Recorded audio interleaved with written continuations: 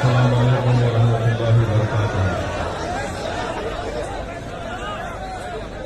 मोहतरम जनाब डॉक्टर अयूब साहब, सदर पीस पार्टी वो प्रत्याशी विधानसभा खलीलाबाद, मोहतरम जनाब अख्तरुल ईमान साहब, विधायक बिहार प्रदेश वो सदर बिहार मजलिस इत्तेहादुल मुस्लिमीन, मोहतरम जनाब शौकत अली साहब, सदर मजलिस इत्तेहादुल मुस्लिमीन उत्तर प्रदेश और उत्तरला विधानसभा के मजलिस इत्तेहादुल मुस्लिमीन के प्रत्याशी मेरे भाई डॉक्टर अब्दुल मन्नान साहब, रियासत महाराष्ट्र से तशरीफ लाए साबिक़ा मजलिसी सदर मोहतरम जनाब सैयद मोइन साहब, तेलंगाना रियासत से तशरीफ लाए तमाम मौजूद अराकीन बल्दिया, मंच पर बैठे हुए मेरे तमाम मजलिसी रुतबा साथी, मैं सबसे पहले आप तमाम का बेहद शुक्रिया अदा करता हूं कि आपने अपना कीमती वक्त निकालकर आज की इस मीटिंग में शिरकत की और इतनी बड़ी तादाद में आपका अल्हम्दुलिल्लाह यहां पर जमा होना इस बात का पैगाम देता है कि आप तमाम ने 3 मार्च के दिन ये फैसला ले लिया तो उत्तरला विधानसभा से आपका आइंदा विधायक डॉक्टर अब्दुल मन्नान होंगे इंशाअल्लाह।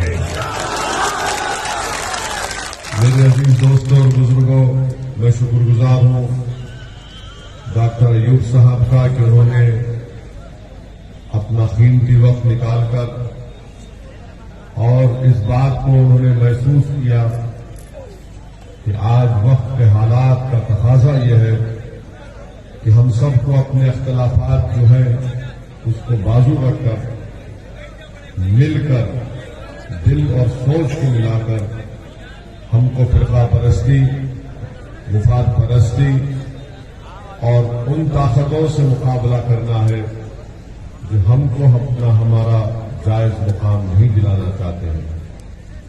मेरे अजीज दोस्तों और बुजुर्गों, मजलिस इत्तेहादुल मुस्लिमीन की लड़ाई 65 साल से हमेशा हिस्सेदारी की लड़ाई लड़ी है। मजलिस इत्तेहादुल मुस्लिमीन हमेशा भारत की लोकतंत्र में, भारत की जमहूरियत में संविधान के आईन के दायरे में रहकर हम मजलूमों की, कुचलों की, अति पिछड़ा समाज की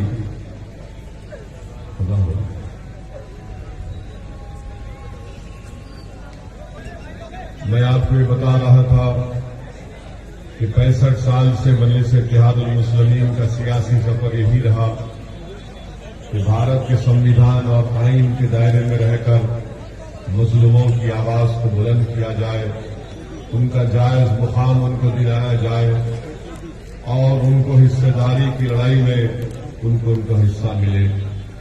मेरे अजीज दोस्तों और बुजुर्गों, असदुद्दीन ओवैसी कोई आला जात के या कोई नवाब खानदान से निकलकर नहीं आया आपके दरमियान में। मेरे बुजुर्ग, मेरे आबा अजदाद ने मेहनत की, जुस्तजू की, आम आदमियों की तरह अपनी जिंदगी गुजारी और अल्हम्दुलिल्लाह उन लोगों का तकवा, उनकी परहेजगारी हमारे बुजुर्गों की थी कि आज अल्लाह सुब्हानहू तआला ने आप तमाम की दुआओं और आशीर्वाद की वजह से असदुद्दीन ओवैसी को यहां तक लाकर खड़ा किया। मेरे अजीज दोस्तों और बुजुर्गों, मगर एक बात मैं आपको बताना जरूरी समझता हूं कि मैं हैदराबाद पार्लियामेंट का सांसद हूं। हमारे 7 अराकीन असेंबली तेलंगाना प्रदेश हैदराबाद में है। हमने अपने 65 साल की सियासी सफर में अब तक सत्ता में हमारा कोई मंत्री नहीं बना, हमारा कोई मंत्री नहीं बना, क्योंकि हर कोई आपसे आकर कहता है कि जब इलेक्शन जीतोगे तो मंत्री बनोगे या सत्ता में आओगे। मगर हम आपको बता रहे हैं कि सियासी ताकत क्या होती है। हमारे 7 विधायक हैं, 1 MP है, हैदराबाद में 44 हमारे कॉरपोरेटर हैं। हमने अपने क्षेत्र में एक असेंबली कॉन्स्टिट्यूंसी में, एक विधानसभा में, सिर्फ एक विधानसभा में हमने अपने MP लैंड फंड से 10 करोड़ की लागत से बच्चियों के लिए जूनियर डिग्री कॉलेज की बिल्डिंग बनाई। उसमें लड़कियां हिजाब भी पहनती हैं, नहीं भी पहनती हैं, वहां पर काम हो रहा है। 1.5-2 महीना पहले हमने वहां के कॉरपोरेटर नसीर साहब यहां पर उतरला में आपके दरमियान में, उनसे पूछ लीजिए। हल्के असेंबली कारवान में हमने सरकार के पास बैठकर सिर्फ एक विधानसभा में हमने 290 करोड़ की ड्रेनेज लाइन मंजूर करवाई। सिर्फ एक विधानसभा की मिसाल दे रहा हूं, 290 करोड़ की ड्रेनेज लाइन मंजूर करवाई। हमारे भाई अकबरुद्दीन ओवैसी की विधानसभा चंद्रायनपुर में, वहां पर उन्होंने कहा कि मेरे पास भी 300 करोड़ की सीवेज लाइन मंजूर करवाइए। हम मिनिस्टर से जाकर बात किए तो उन्होंने उनसे कहा कि असद भाई, जो हमारे मिनिस्टर का नाम KT रामाराव है, KTR ने कहा कि असद भाई 1 महीने का टाइम दो, मैं चंद्रायनपुर में भी 300 करोड़ की सीवेज लाइन मंजूर करवाऊंगा। मेरे अजीज दोस्तों और बुजुर्गों, न सिर्फ ये बल्कि मजलिस ने हैदराबाद में हमारे बुजुर्गों ने, हमने कुछ नहीं किया, हमारे बुजुर्गों ने medical college, engineering college, MBA, MCA college, school of nursing और 2-2 दवाखाने हम लोग चलाते हैं। कम से कम पैसों में वहां पर गरीबों का इलाज होता है। मेरे भाई, ये कोई हम किसी से पैसा नहीं लिए, बल्कि आपने जो हमको वोट डालकर ताकतवर बनाया, तो हम उस ताकत का इस्तेमाल आपके लिए किए और ये तमाम इदारों को कायम किया। ये हमारे इदारे नहीं है, हमारे जाति नहीं है, और अल्लाह बेहतर जानता है कि इसमें से एक पैसा भी हम नहीं लेते। एक ट्रस्ट है, वो एक ट्रस्ट चलाता है। हम मर जाएंगे, हम जमीन की ग़िज़ा बन जाएंगे, मगर इंशाअल्लाह इदारे सुबह क़यामत तक आबाद और शादाब रहेंगे। ये मजलिस ने काम किया। और फिर आपको एक और मिसाल देते हैं, कोविड की दूसरी वेव में पिछले साल जून, जुलाई, अगस्त में आप अंदाजा नहीं कर सकते कि हमको दिन में कई फोन आते थे बच्चों के। वो जो बच्चे जोमेटो में काम करते, खाना कोई फोन पे ऑर्डर किया तो एक लड़के ने हमको फोन किया कि असद साहब, हमारी मोटरसाइकिल के ऊपर 10,000 का पुलिस का ट्रैफिक का चालान है और हम जोमेटो में काम करते हैं, मैं दिन में 100 रुपये नहीं कमाता हूं, 10,000 कहां से दूंगा। मैं कोई एहसान जतलाने के लिए नहीं कह रहा हूं, मैंने फौरन मजलिस की तरफ जिम्मेदारों को फोन किया और उस मुतालिका वहां के कॉरपोरेटर को, मजलिस के सदर को कहा कि भाई ये गरीब बच्चा है, इसका इंतजाम करो। 1.5 घंटे के अंदर उसका जो ट्रैफिक का चालान था 10,000 रुपये दिए, वो बच्चा खुशी से पूरा कोविड में काम करता रहा, कुछ कमा लिया। फिर कोविड में सुनिए अभी अरे इनको जिताओ जिंदाबाद हम भी बोलेंगे। और फरीदाबाद से डॉक्टर अय्यूब को। दूसरी बात यह है कि कोविड की महामारी में आपको मिसाल दे रहे, उत्तर प्रदेश में भी आपने देखा कि पानी के ऊपर लाशें गिर रही थी। नदी के किनारे कुत्ते किसी के बाप और मां की लाश को कुत्ते लोच कर खा रहे थे। उत्तर प्रदेश में गरीब को ऑक्सीजन नहीं मिला, अस्पताल मिला तो बेड नहीं मिला, बेड मिला तो दवाई नहीं मिली। वैसे थे MP हमने क्या किया, हमने हमारे क्षेत्र में 800 ऑक्सीजन सिलेंडर हमने फ्री में जनता में दिए। 800 ऑक्सीजन सिलेंडर, और एक कोविड पेशेंट को एक सिलेंडर काफी नहीं होता, कम से कम उसको सेहत होने तक 7 या 8 सिलेंडर उसको हम लोग फ्री में रिफिल करा के दिए।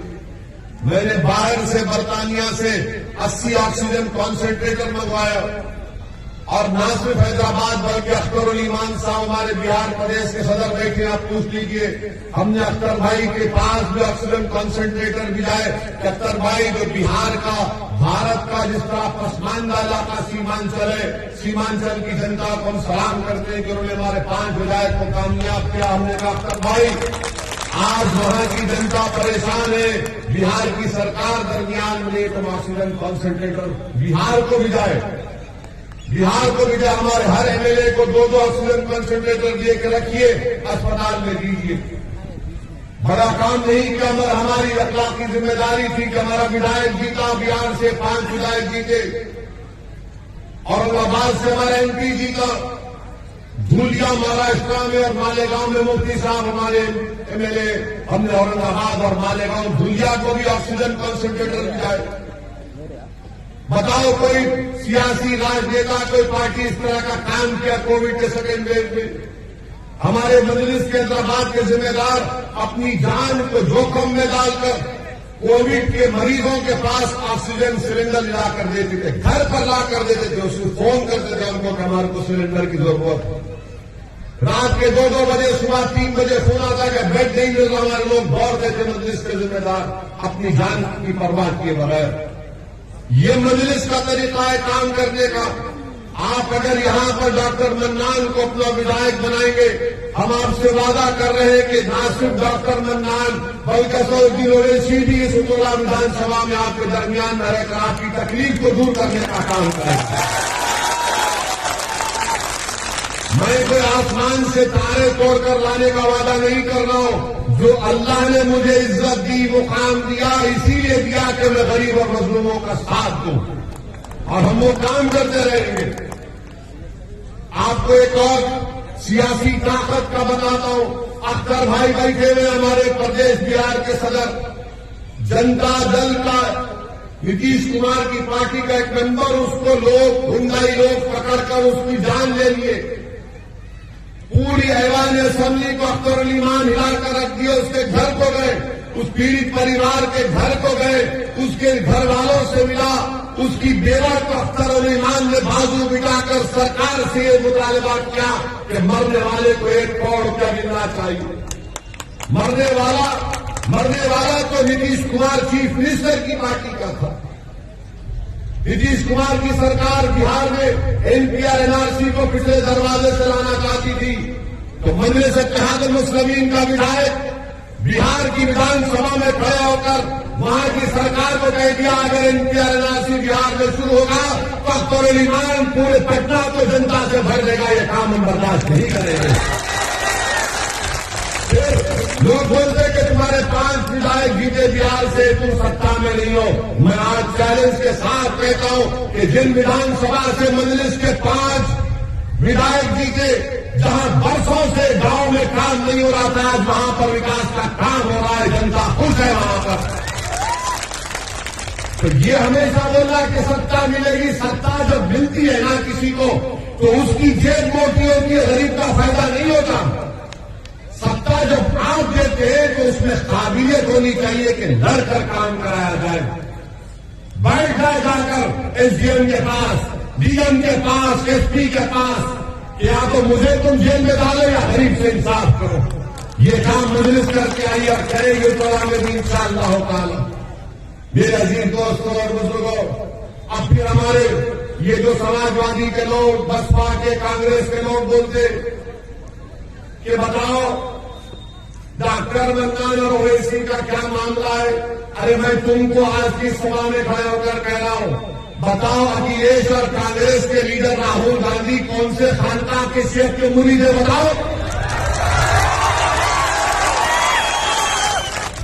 अखिलेश यादव और राहुल गांधी कौन से खानका के शेख के मुरीद है? और वो जो बसपा की मैडम है वो कौन सी पिरानी मां है? याद रखो, अगर तुम बोलना शुरू करोगे तो तुम्हारी जबान बहुत लंबी है, बहुत बोल देंगे, पूरा शीशा खोल देंगे तुम्हारा। अगर तुम बात करते हो तसव्वुफ की तो सुनो, तसव्वुफ के माने जुनैद बगदादी रहमतुल्लाह ने बताए थे कि तसव्वुफ वो है, सूफी वो है जो दुनिया में मर चुका और अल्लाह के लिए जिंदा है। वो सबक हमने खानकाह से सीखा, अब हमको सबक सिखाएंगे, आप बताएंगे हमको। तो बताओ फिर तुम जिस पार्टी की तारीफ कर रहे हो वो कौन सी खानकाह का शेख है? डॉक्टर मन्नान है, डॉक्टर है, इंसान है, तड़प रखता है आपके लिए। मेरे अजीज दोस्तों और बुजुर्गों, ये बात तो आपको समझना है। और हम यहां के साबिका विधायक अनवर हाशमी साहब के लिए हम दुआ करते हैं कि अल्लाह सुब्हानहू व तआला उनको सेहत दे और उनकी मसाइब और मुश्किलात से अल्लाह उनको राहत दे। वो हमारे पार्टी के नहीं है, मगर हम कैसे नाम भूल जाए। यही तो वैसी की लड़ाई है, यही तो हमारी सोच है, यही तो हम इसलिए हमको मतदान किया जाता है, झूठे ड्रामा करा दिए जाते हैं। मेरे भाई, औरंगाबाद में एमपी की सीट इम्तियाज जलील है। बोलते ये लोग क्या बोलते, ओवैसी आएगा तो बीजेपी भाजपा जीत जाएगी। अरे भाई, कहां जीतेगी? औरंगाबाद में 21 साल का शिवसेना का एमपी था। कितने साल का था? तो शिवसेना सेकुलर है। उसका एमपी को इम्तियाज जलील खड़ा हुआ तो औरंगाबाद की जनता को सलाम कि उन्होंने 21 साल के शिवसेना और भाजपा मिलकर लड़ रही थी 21 साल से। उसके एमपी को औरंगाबाद की जनता ने इम्तियाज जलील को अपना सांसद बनाया। कांग्रेस करी कुछ, महाराष्ट्र की सपा करी, कुछ नहीं करी। इनको डर यही है कि ये बड़े बड़े जिलों को तोड़कर आगे बढ़ रहा है, बड़े बड़ों को नीचा कर रहा है। मैं मजलूमों को गाना चाहता हूं, मैं बड़ों की फिक्र नहीं करके आया हूं। मेरी आंखों में कमजोर, जो कमजोर है मेरी आंखों में मजबूत है। और बोलते क्या ये इश्क करता है? अरे दीवाने, मुझसे बड़ा कोई रसूल अल्लाह सल्लल्लाहु अलैहि वसल्लम का चाहने वाला नहीं होगा। ये तो उनका सत्ता है जो हम खा रहे हैं, ये तो उनका सत्ता है जो हम खा रहे हैं। और उन्हीं का कर्म होगा, उन्हीं की सिफात हो गई तो हम कामयाब होंगे सर के मैदान में। इस हमको सिखाएंगे आप? सारी दुनिया हमसे नफरत करके आप हमको ही सिखाएंगे? मजलिस का एक एक फर्क, मजलिस का एक एक रुकन आशिक़ रसूल भी है और गुलामान मुस्तफा की आल के आल का गुलाम है। और अगर तुम इस पर बहस करना चाह रहे, तुम नहीं बैठ पाओगे 10 मिनट के हमारे सामने, तो हम तुमसे पूछेंगे तो तुम जिस पार्टी की तारीफ कर रहे हो उसका नेता कौन सी खानखा का शेख है? हम तुमको बताएंगे हमारा शेख कौन है। मेरे अजीज दोस्तों और बुजुर्गों, क्या कहा था इकबाल ने इसके बारे में कि इसके मिदराब से नग़्मे तारे हयात, इससे नूर हयात, इससे नारे हयात। और क्या कहा था इकबाल ने कि बुझी इसकी आग तो अंधेर है, बुझी इसकी आग तो अंधेर है, मुसलमान नहीं खाक का ढेर है। हम तो इसकी बात करते और ये तमाम सपा बसपा कांग्रेस के लिए हम तो कहते हैं कि हम इनकी लैला हैं। ये पूरे हमारे पीछे पड़े रहते हैं दिन भर, रात भर। रात में भी इनको ख्वाबों में नजर नहीं आते हैं। इसीलिए हमारी गाड़ी पर गोलियां चलाई गई, 4 गोलियां हमारी गाड़ी पर चलाई गई। तो हमको एक सपा वाले ने फोन करके कहा कि आपकी गाड़ी पे नीचे लगी गोली। मैंने कहा बेटा एक काम करना, तुम्हारे भैया को बुलाना, गाड़ी में बिठाते हैं और 4 राउंड नीचे मारते हैं। अगर वो पेशाब ना कर दे तो हमको बोलना। हमारी गाड़ी पर 4 गोलियां चली आपके दुआओं से। रसूलुल्लाह सल्लल्लाहु अलैहि वसल्लम के सदक़े तुफैल में, अहले बैत के सदक़े तुफैल में, अहले दिल की दुआओं की वजह से अल्लाह ने हमको महफूज रखा। और हम 24 घंटे के अंदर पार्लियामेंट में जाकर तकरीर भी किए। अगर किसी की गोली पर गाड़ी पर 2 पत्थर पड़ जाते तो घर से नहीं निकलता 4-4 दिन। हमको कहेंगे हमको सिक्योरिटी नहीं चाहिए, हमको नहीं चाहिए, हम जनता के दरमियान में रहेंगे। अमित शाह ने कहा जेड कैटेगरी ले लो ओवैसी जी। हमने कहा जेड कैटेगरी सिक्योरिटी नहीं चाहिए, हमको ए कैटेगरी का शहरी बनाओ, हमको बराबर लाओ, सब के बराबर करो, ये लड़ाई मजलिस इत्तेहाद और मुस्लिमीन की है। और आपके विधानसभा में हम रुक गए कज़ा के लिए, हाँ एक रुक गए कज़ा के लिए, तुम जारी रखते हैं। आपको कुरला विधानसभा में रेलवे लाइन है? नहीं है, रेलवे लाइन नहीं है, नहीं है। हम जिम्मेदार है, डॉक्टर मन्नान जिम्मेदार है। डॉक्टर मन्नान ने कहा कि रेलवे लाइन मत डालो। ये डबल इंजन की सरकार मोदी योगी की भूल ही गए उत्तराला को। और यहां का बीजेपी का विधायक भी रेल की लाइन नहीं डाला, मगर बोला double engine double engine double engine. तुमने पूरे उत्तराला में रेलवे की लाइन नहीं डाली, डबल इंजन डबल इंजन। और फिर बोलते मुख्यमंत्री बोलते मैं मई जून में बर्फ डालूंगा। मुख्यमंत्री जी मई जून में बर्फ मत लाओ। उत्तराला में तुमने कितने शिक्षा के स्कूल खोले बताओ। तुम जनवरी में गर्मी की बात मत करो, तुम बताओ कितने उत्तराला में अस्पताल है? कुछ भी नहीं है, नहीं है। कितने लोग नहीं हाथ उठा रहे बताओ। अब इसका इलाज करेंगे?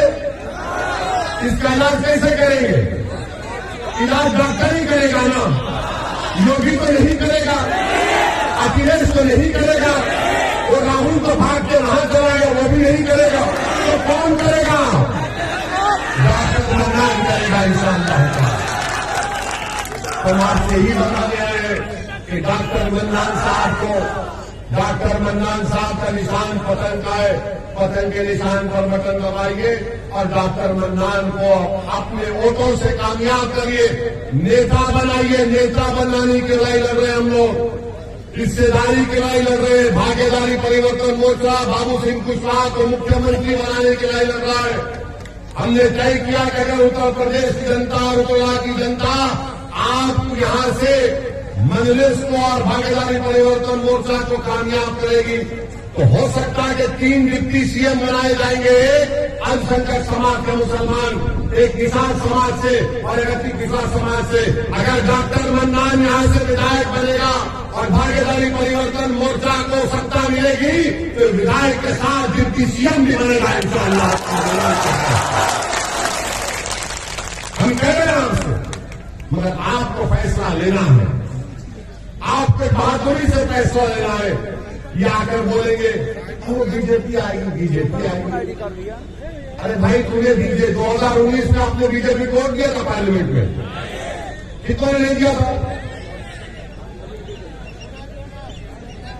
अब हम भी जिम्मेदार है उसको। ये आकर बोलते हैं शैतान जब कान में कुछ कुछ करता है ना। अब हमारे जाने के बाद की इब्लीस की औलाद बहुत बोलेगी, अरे देखो बीजेपी बीजेपी। अरे बीजेपी का वजीफा क्यों उठता क्यों करता तो समझ नहीं आता। मेरे अजीज दोस्तों और बुजुर्गों, आपसे मदद गुजारिश कर रहे कि आप इनकी बातों में मत आइए। 5 साल के लिए हमको मौका दीजिए, सिर्फ 5 साल के लिए हमको मौका दीजिए। उत्तराला में हम ऐसा विकास, ऐसी तब्दीली लाएंगे इंशाअल्लाह ताला कि आप भी कहेंगे कि हमारे फैसले पर आपने जो फैसला लिया वो इससे उसकी पार्टी ने हमको शर्मिंदा नहीं किया। तो आपसे गुजारिश करने आए हैं कि आप 3 मार्च के दिन पूरे एतमाद के साथ निकलिए। और हम आपसे वादा कर रहे हैं, ये मोदी सुट्टा सांड का आवारा पशुओं का मसला नहीं कर सकेंगे। मोदी और योगी नहीं कर पाएंगे। मेरे अजीज दोस्तों और बुजुर्गों, बहुत से मसाइल हैं आपकी विधानसभा में, तकलीफ है। हम आपसे सिर्फ यही इल्तिजा करने आए हैं कि 3 मार्च को आप डॉक्टर मन्नान को वोट देकर कामयाब करिए। और आपसे अपील कर रहे हैं कि आप डरिए मत, डरिए मत। आप डरेंगे? डरेंगे आपको? ऐसा ही बोल रहे, आप पूरे एतमाद के साथ बोल रहे, डरिए मत। अब हमारे भाषण के बाद क्या बोलेंगे मालूम आपको?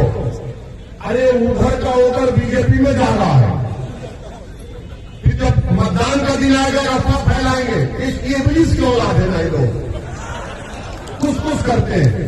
तो जब आकर वो बोलेगा तो बोलना, अरे पोस्ट और कहाँ जाता, जाने दे, मेरा और तो डॉक्टर बनना इनके लिए।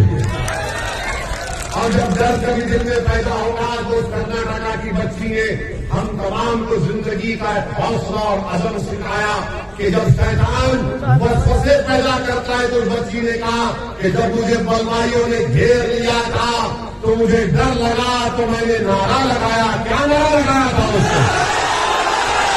जोर से लगाओ, दम के लगाओ, झूम के लगाओ, और देश में झूम के लगाओ। अब भाग गया इब्लीस के यहाँ से।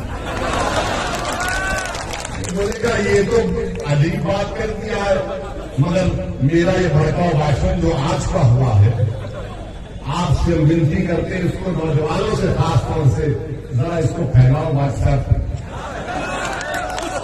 वो फेसबुक भी है, फसाद बुक भी है, उस पर भी डालो, इंस्टाग्राम भी है, सब पे फैलाओ ताकि उत्तरा की जनता को मालूम हो जाए कि एक दीवाना आया था जो हमारी दिल की बात किया, जो हमारी हिस्सेदारी की बात किया और उत्तरा विधानसभा के विकास की बात किया। आप तमाम का बेहद शुक्रिया कि आपने अपना कीमती वक्त निकालकर आज की इस मीटिंग में शिरकत की। हमको डुमरियागंज भी जाना है और 4 जगह जाना है, मगर आते रहे।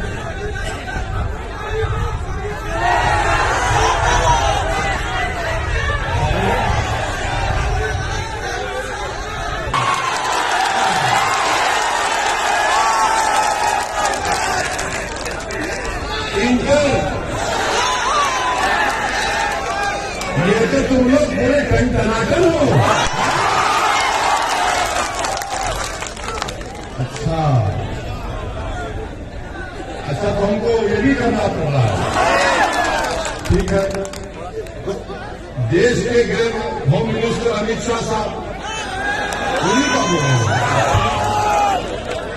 वो उत्तर प्रदेश को आए तो आकर उन्होंने कहा कि बीजेपी को खुदा न खास्ता सत्ता दोबारा मिलती है, तो अमित शाह ने कहा कि मैं नौजवानों को पैगाम दे रहा हूं कि जो 12वीं के बाद इंटर में जाएंगे उनको क्या दिमाग है, अरे क्या दिमाग है शाह साहब का, वाकई में शाह है।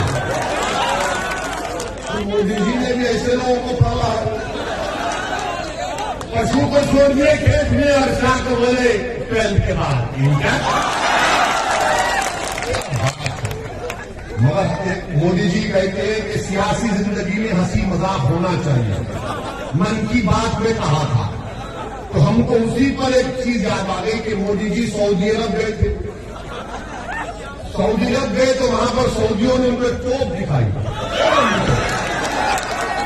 तो मोदी जी बड़ी गहराई से उसका मुताला किया, घूम के देखे, कहीं ना कहीं यूं किए और देखकर उस सऊदी शेख से बोले कितना दूर तक फेंकती। वो शेख बोला वल्लाही तुमसे कम फेंकती। 15 लाख की आए, 2 करोड़ नौकरियां नहीं आए। अब कहे 10 मार्च के बाद मैं चुट्टा साइन का मसला हल करूंगा। मोदी जी गरीब परेशान है, सब परेशान है, मगर उत्तरा की विधानसभा की तरक्की के लिए असदुद्दीन ओवैसी, अमित शाह, नरेंद्र मोदी, ये सबको बाजू रखिए। आपका सोचिए, ये विधानसभा आपकी है, इन बच्चों का मुस्तकबिल आपका है। 5 साल के बाद जब ये बच्चे बड़े हो जाएंगे, ये आपसे सवाल करेंगे, बताओ आपने हमारी विधानसभा में शिक्षा का इंतजाम क्यों नहीं किया, अस्पताल क्यों नहीं आई, रेलवे की लाइन क्यों नहीं आई, यहाँ के रोड पानी का इंतजाम क्यों नहीं किया। हमारा नेता कौन है, हम किसका हाथ पकड़ कर रोएंगे, कौन हमारी सरपरस्ती करेगा, कौन हमारी रहबरी करेगा। मेरे भाई, इस पर आपको वोट देना है। डॉक्टर मन्नार एक बेहतरीन आदमी है, मैं इनको करीब से जानता हूं।